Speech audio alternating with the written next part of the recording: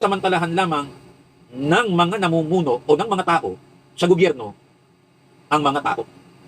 Eh ano daw naman ang kapitalismo? Ang kapitalismo daw ay kabaliktaran ng komunismo. O sino naman ang nagsasamantala sa kapitalismo? Hindi ba tao rin sa tao? Sino ba nagsasamantala sa komunismo? Tao. Sa mga tao. Sino nagsasamantala sa kapitalismo? Tao rin. Pinagsasamantalahan niya rin mga tao. Kaya kung kabaliktaran ang kapitalismo ng komunismo, walang silang pagkakaiba. Kasi parehong nagsasamantala. Ang kaigihan lang sa demokrasya, meron tayong tinatamasang kalayaan. Sa komunismo, wala. Katulad halimbawa, sa Vietnam, maging dito sa China, hindi malaya dyan ang paniniwalang pampolitika.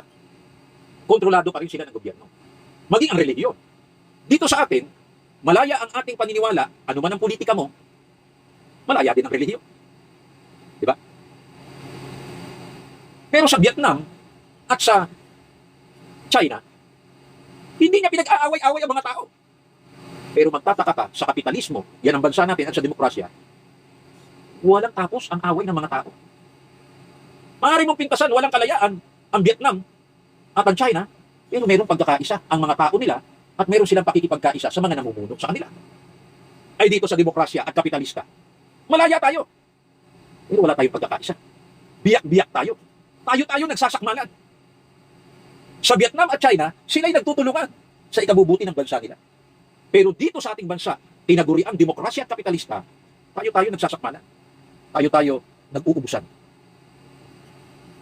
Walang pagkakaisa. Biyak-biyak, hati-hati, wasak-wasak, laban-laban, kontra-kontra. At yan ang ginagawa ng ating mga lider. Sa halip na tayo'y pagkaisahin, sinusuhulan pa nila yung iba. Sinusulsulan pa nila yung iba para tayo-tayo mag-aaway-away. Ginagamit nila pati ang relihiyon.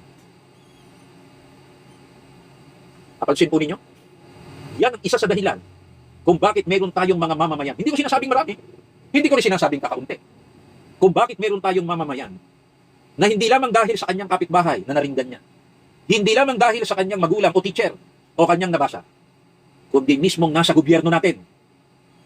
Ang nagsusulsol, nagsusuhol, kasabuat ang mga nasa media pa para itaguyod ang pagiging anti-INC o pagiging anti-iglesia. Ang tanong, bakit nagalit sa iglesia? Diba? Ano ba masamang ginawa sa iyo ng iglesia? Kung may ginawa sa iyo ang kapitbahay mo na iglesia, abay iyo na susulin mo. Pero huwag mong kasuklaman ng lahat. Wala namang ginawang masama sa iyo. Para sa kabuuan ng komentaryo, maaaring magpunta lamang sa YouTube Autentico Lucena Channel.